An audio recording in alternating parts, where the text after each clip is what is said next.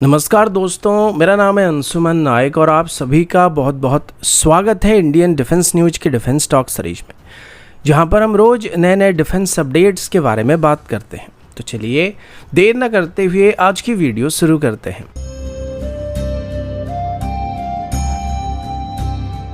आज की पहली अपडेट PL-15 मिसाइल की तरफ से है। आप सभी को पता होगा कि भारत और पाकिस्तान के बीच हुई रिसेंट लड़ाई में भारत में कई PL-15 मिसाइल को रिकवर किया गया है, जिसमें से 3 बिल्कुल इंटैक्ट कंडीशन में पाए गए थे। इसके बाद इनको DRDO को इन्वेस्टिगेशन करने के लिए दिया गया था और एग्जामिनेशन करने के लिए दिया गया था और अभी DRDO की तरफ से इन मिसाइल को लेकर एक बहुत ही इंटरेस्टिंग खुलासा किया जा रहा है। DRDO का कहना है कि इनिशियल इन्वेस्टिगेशन के बाद उनको नहीं लगता है कि PL-15 मिसाइल कोई बहुत ज़्यादा एडवांस मिसाइल है। इनिशियली इसको रिवर्स इंजीनियरिंग करने के लिए लाया गया था, लेकिन DRDO का कहना है कि वो इस पर स्टडी तो करेंगे, लेकिन इसे कॉपी करने लायक कुछ यहाँ पे नहीं है। DRDO का मानना है कि इसे बहुत ज़्यादा ओवर हाइप किया गया और असल में इसकी परफॉर्मेंस अस्त्र मिसाइल से काफ़ी पीछे है। अब जब भी हम BVR मिसाइल के बारे में बात करते हैं तो हमारे दिमाग में सबसे पहले रेंज सामने आता है, लेकिन इसके अलावा और भी कई सारे फैक्टर होते हैं जो कि BVR मिसाइल के लिए काफ़ी मायने रखते हैं। अगर हम एक मिसाइल में ज़्यादा फ्यूल को डाल देंगे और जाहिर सी बात है कि उसके पास ज़्यादा प्रोपेलेंट रहेगा तो वो ज़्यादा डिस्टेंस को कवर कर पाएगा, लेकिन रेंज के अलावा जो सबसे बड़ी फैक्टर BVR मिसाइल के लिए मायने रखता है वो इसका ट्रैकिंग कैपेबिलिटी होता है। DRDO का कहना है कि PL-15 की सीकर और डाटा लिंक सिस्टम हमारे लिए मेन प्रायोरिटी लिस्ट में थे, क्योंकि रेंज के अलावा ये दोनों ही इसकी मेन पॉजिटिव पॉइंट थे। लेकिन असल मायने में अभी DRDO के पास अस्त्र मिसाइल में जो सीकर और डाटा लिंक सिस्टम का इस्तेमाल किया जा रहा है वो PL-15 से काफ़ी बेहतर है, जिस वजह से इसे कॉपी करने लायक कुछ यहाँ पे नहीं बचा है। हालांकि इसके काउंटर मेजर सिस्टम को फ्यूचर में डेवलप करने के लिए इसको अभी स्टडी किया जा सकता है, लेकिन अगर परफॉर्मेंस की बात करें या खास करके रेंज की बात करें तो अस्त्र मार्क 2 और मार्क 3 जैसे मिसाइल इससे काफ़ी बेहतर होने वाले हैं, जिसमें से अस्त्र मार्क 2 की प्रोडक्शन ऑलमोस्ट इसी साल के एंड तक स्टार्ट होने वाला है और अस्त्र मार्क 3 की टेस्ट फ्लाइट भी इसी साल के एंड तक स्टार्ट होने की उम्मीद किया जा रहा है और अभी लिमिटेड नंबर में कुछ एयरक्राफ्ट में अस्त्र मार्क 2 को भी डिप्लॉय करने की बात की गई है। अगला अपडेट भारत की एयर डिफेंस कैपेबिलिटीज को लेकर है। रिसेंट कॉन्फ्लिक्ट में आप सभी ने भारत की एयर डिफेंस कैपेबिलिटी को देख ही लिया होगा। इवन हमारे जो दादाजी के ज़माने के एयर डिफेंस सिस्टम हुआ करते थे वो भी दुश्मन की ड्रोन्स और मिसाइल को काफ़ी बढ़िया तरीके से न्यूट्रलाइज कर रहे थे। इसी बात को लेकर अब एक बहुत ही बड़ी अपडेट सामने आई है। डिफेंस मिनिस्ट्री की तरफ से बताया गया कि अभी फ्यूचर खतरों को देखते हुए अभी हमारी एयर डिफेंस सिस्टम में कुछ और नए सिस्टम को ऐड करने का प्लान किया जा रहा है, जिसमें खास करके शॉर्ट रेंज और कॉस्ट इफेक्टिव सिस्टम को एक्वायर करने पर फोकस किया जाएगा और इसमें QRSAM, VLSR-SAM और very short range air defence system जैसे कई और सिस्टम शामिल होने वाले हैं, क्योंकि इस कॉन्फ्लिक्ट में आकाश और MR-SAM जैसे सिस्टम ने भी अपनी रिलायबिलिटी को काफ़ी अच्छे तरीके से प्रूव किया है। लेकिन पाकिस्तान की तरफ से अभी जो छोटे साइज के ड्रोन या कैमिकाज़े ड्रोन को हमारे खिलाफ इस्तेमाल किया जा रहा है, इनके अगेंस्ट में ये मिसाइल काफ़ी महंगे हो जाते हैं और कॉस्ट इफेक्टिव नहीं होते। इसी वजह से अभी स्मॉल साइज की लो टियर की एयर डिफेंस सिस्टम को डिप्लॉय करने का प्लान किया जा रहा है, जो कि खास करके दुश्मन की लो कॉस्ट ड्रोन को टर्मिनल फेज में इंटरसेप्ट करने वाला है। इस वजह से अभी कुछ स्पेसिफिक शॉर्ट रेंज की एंटी ड्रोन सिस्टम को और एंटी ड्रोन मिसाइल सिस्टम को डेवलप करने का प्लान किया जा रहा है। साथ ही very short range air defence system VLSR-SAM और QRSAM को लार्ज नंबर में इंडियन आर्मी और एयरफोर्स में इंडक्ट करने का प्लान किया जा रहा है, जो कि एक लो टियर की मल्टी लेयर की एयर डिफेंस नेटवर्क को एस्टेब्लिश कर पाएंगे और फ्यूचर कॉन्फ्लिक्ट में हमें दुश्मन की किसी भी हमले से सेफ रख पाएंगे। अगला अपडेट इंडियन एयरफोर्स और पाकिस्तानी एयरफोर्स की तरफ से है। 7 तारीख से लेकर 10 तारीख तक भारत और पाकिस्तान के बीच काफ़ी हेवी कॉन्फ्लिक्ट देखने को मिला था और इसमें दोनों तरफ से भी एयर एक्टिविटी नोटिस किया गया था। अभी तक इसमें पाकिस्तानी एयरफोर्स की तरफ से भारत के 6 एयरक्राफ्ट को मार गिराने का क्लेम किया जा रहा है और बदले में उनका क्लेम है कि उनका एक भी जहाज नहीं गिरा है। इसी बात को लेकर अभी सोशल मीडिया पर काफ़ी सारा हाइप क्रिएट हो चुका है। अभी तक पाकिस्तानी एयरफोर्स की तरफ से अपनी इस क्लेम को प्रूव करने के लिए एक भी ठोस सबूत पेश नहीं किया गया। कल इसी बात को लेकर इंडियन आर्मी की प्रेस कॉन्फ्रेंस के दौरान सवाल किए गए थे कि उनके कितने एयरक्राफ्ट गिरे थे और हमारे कितने गिरे थे, और पहली बार इंडियन आर्मी की तरफ से और एयरफोर्स की तरफ से हमारी एयरक्राफ्ट की लॉस को लेकर कुछ डाटा दिया गया था, जिसमें कितना लॉस हुआ ये तो नहीं बताया गया था, लेकिन जो क्लेम पाकिस्तान की तरफ से किया जा रहा है उतना लॉस नहीं हुआ है। लेकिन बदले में हमने भी पाकिस्तान के एयरक्राफ्ट को मार गया है। हालांकि एग्जैक्ट नंबर अभी तक इंडियन आर्मी की तरफ से बताया बताया नहीं जा रहा है और एयरफोर्स की तरफ से भी इस डाटा को डिस्क्लोज नहीं किया जा रहा। लेकिन ओपन सोर्स इंटेलिजेंस के मुताबिक पाकिस्तान की मिनिमम 2 JF-17, एक F-16 कंफर्म डाउन हुआ है। इसके अलावा 2 J-10C भी डाउन होने का क्लेम किया जा रहा है, जो कि सच भी हो सकता है और भी झूठ भी हो सकता है। लेकिन इसके अलावा पाकिस्तान के एक और एयरक्राफ्ट डाउन होने की खबर आज कंफर्म हो चुका है और वो पाकिस्तानी एयरफोर्स का मिराज एयरक्राफ्ट है। ये क्रैश 7 तारीख को रात को हुआ था, जिसे पाकिस्तान की तरफ से इंडियन एयरफोर्स की सुखोई या MiG-29 डाउन होने का क्लेम किया जा रहा था,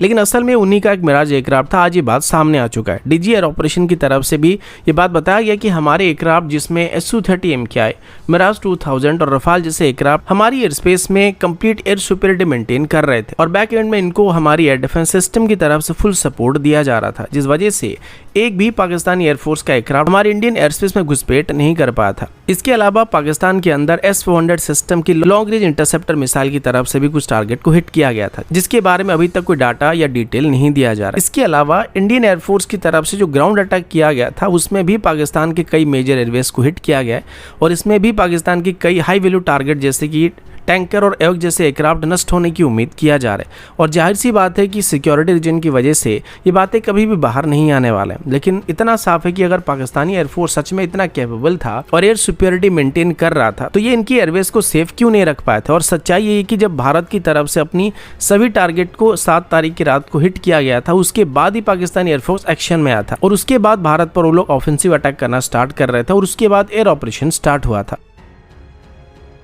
अगला अपडेट इंडियन नेवी की तरफ से है। इंडियन नेवी की तरफ से अभी अपनी सर्विस में ट्विन इंजन हेलीकॉप्टर को इंडक्ट करने का प्लान किया जा रहा है। ये twin engine naval utility helicopters होने वाले हैं और इनके लिए अभी यूनाइटेड स्टेट और फ्रांस के साथ एक गवर्नमेंट टू गवर्नमेंट डील करने की बात किया जा रहा है। सोर्सेज के मुताबिक अभी यूनाइटेड स्टेट और फ्रांस के साथ इन हेलीकॉप्टर को एक्वायर करने के लिए एक फॉर्मल रिक्वेस्ट भेजा गया, जिसमें इंडियन नेवी की तरफ से अपनी रिक्वायरमेंट को पूरी तरीके से मेंशन किया गया, जिसमें इंडियन नेवी की तरफ से बताया गया कि यह हेलीकॉप्टर मिनिमम 5 टन तक की पेलोड को कैरी करने के कैपेबल होना चाहिए और इसके अंदर फोल्डेबल रोटर ब्लेड और टेल सेक्शन होना चाहिए ताकि इनको आसानी से एयरशिप में डिप्लॉय किया जा सकेगा।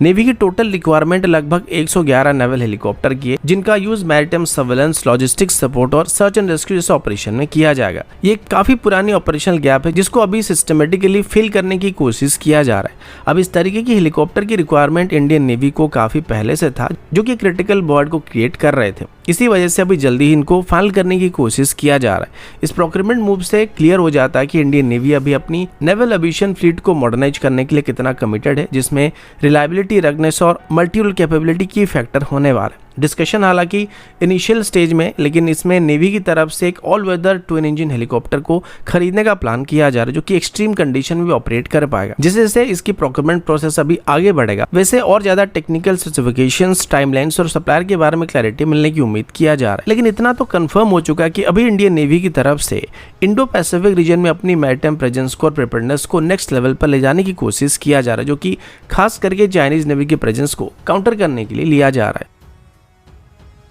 अगला अपडेट इंडियन एयरफोर्स की तरफ से पाकिस्तान के ऊपर किए गए एयर स्ट्राइक की तरफ से है। प्रेस कॉन्फ्रेंस के दौरान इंडियन एयरफोर्स की तरफ से बताया गया कि इंडियन एयरफोर्स की तरफ से रिसेंटली पाकिस्तान के ऊपर जो एयर स्ट्राइक लॉन्च किए गए थे, इसमें पाकिस्तान की सुकर एयरवेज पर एक प्रिसीजन स्ट्राइक को कंडक्ट किया गया था, जिसमें चाइनीज ओरिजिन विंगलोंग 2 सीरीज की अनमेन्ड कॉम्बैट एरियल व्हीकल का नया हैंगर पूरी तरीके से डिस्ट्रॉय कर दिया गया। अभी तक ओपन सोर्स इंटेल में इस एयरवेज का जिक्र नहीं किया गया था, क्योंकि अभी हम मोस्टली पाकिस्तान की मेजर एयरवेज पर फोकस कर रहे थे और उनकी एयरक्राफ्ट्स को और उनकी रनवे को डिस्ट्रॉय करने पर सबका नजर टिका हुआ था। लेकिन इसी बीच इंडियन एयरफोर्स की तरफ से पाकिस्तान की विंगलोंग 2 सीरीज के ड्रोन की हैंगर को भी स्ट्राइक किया गया था। हालांकि इसके अंदर ड्रोन थे या नहीं ये तो कंफर्म नहीं हुआ है, और सबसे बड़ी बात यह कि इस स्ट्राइक में सुखोई या रफाल जैसे एयरक्राफ्ट का इस्तेमाल नहीं किया गया था, बल्कि हमारी पुरानी जगुआर एयरक्राफ्ट का इस्तेमाल किया गया था। इस दौरान जगुआर एयरक्राफ्ट में rampage air to surface ballistic missile का इस्तेमाल किया गया था, जिनको रिसेंटली इंडियन एयरफोर्स की तरफ से अपने सर्विस में शामिल किया गया।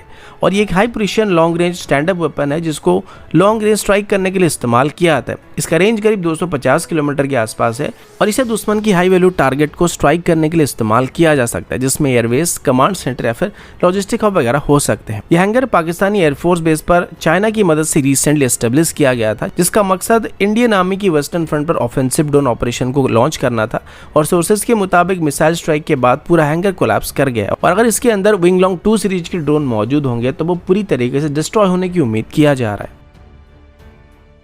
अगला अपडेट भी भारत और पाकिस्तान की तरफ से है। 10 मई 2025 को एक यूनाइटेड स्टेट की डिपार्टमेंट ऑफ एनर्जी का एयरक्राफ्ट जिसका रजिस्ट्रेशन नंबर N111SZ और हेक्स कोड A03192 था, उसे पाकिस्तान की न्यूक्लियर स्टोरेज फैसिलिटी के आसपास ट्रैक किया गया था। ये aircraft bridge cap B350 type का एयरक्राफ्ट था जो कि रिपोर्टेडली भारत के प्रिसीजन एयर स्ट्राइक के बाद डिप्लॉय किया गया था। ये स्ट्राइक 9 मई की रात को इंडियन एयरफोर्स की तरफ से कंडक्ट किए गए थे, जिसमें मल्टीपल पाकिस्तानी मिलिट्री और न्यूक्लियर लिंक साइट को टारगेट किया गया था, जिसमें नूर खान, सरगोदा, जकुबाबाद, भोलारी और सबसे इंपॉर्टेंट किराना हिल, जिसे एक सस्पेक्टेड न्यूक्लियर साइट या स्टोरेज साइट माना जाता है, उससे भी हिट किया गया था। फ्लाइट radar 24 के डाटा के मुताबिक यूनाइटेड स्टेट की DOE aircraft Lahore flight information region में ऑपरेट कर रहा था। ये मूवमेंट डायरेक्टली इस बात को इंडिकेट करता है कि यूनाइटेड स्टेट की government, specially department of energy जो कि न्यूक्लियर सिक्योरिटी और नॉन प्रोलिफरेशन पर काम करता है, भारत की एयर स्ट्राइक के बाद पाकिस्तान की न्यूक्लियर एसेट को लेकर काफी चिंता में था। एनालिस्ट का कहना है कि भारत के ये जो स्ट्राइक स्ट्रेटेजिकली इस तरह प्लान किए गए थे ताकि पाकिस्तान के न्यूक्लियर डिटरेंस को पूरी तरीके से नष्ट किया जा सकेगा, और खास करके किराना हिल जैसे सेंसिटिव लोकेशन को टारगेट करना इस बात को और भी मजबूत बनाता है। लेकिन अब कुछ एक्सपर्ट्स का यह भी कहना है कि यूनाइटेड स्टेट की DOE का इतनी जल्दी इंटरवीन करना शायद भारत को उसका मिशन कंप्लीट करने से रोक दिया गया, यानी कि भारत जो करने वाला था वो पूरी तरीके से पूरा नहीं कर पाया। तो दोस्तों अभी के लिए इतना ही, मिलता हूं आपसे अगले वीडियो में, तब तक के लिए जय हिंद, वंदे मातरम।